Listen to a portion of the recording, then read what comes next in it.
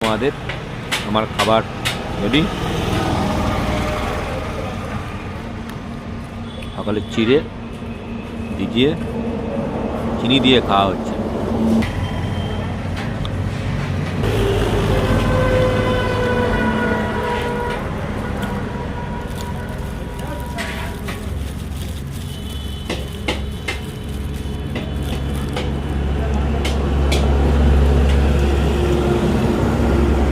মাত্র জাস্ট খেলাম, এখন 10টা 15 বাজছে, 15 মিনিট বসবো, তারপর আবার টানা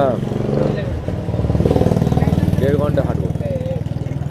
কারণ 12টা 12:30টার মধ্যে ভালি 1টার মধ্যে আমাকে 25 থেকে 30 কিলোমিটার রাস্তা কমপ্লিট করতে হবে।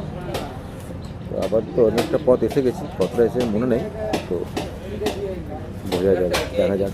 হারার মহাদেব। এখন এই মুহূর্তে আছি বিহারের দেড়ঘাটি গয়া জেলা।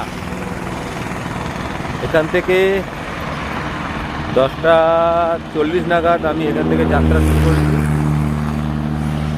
আমাকে 25-30 কিলোমিটার আপাতত পৌঁছাতে হবে, তার জন্য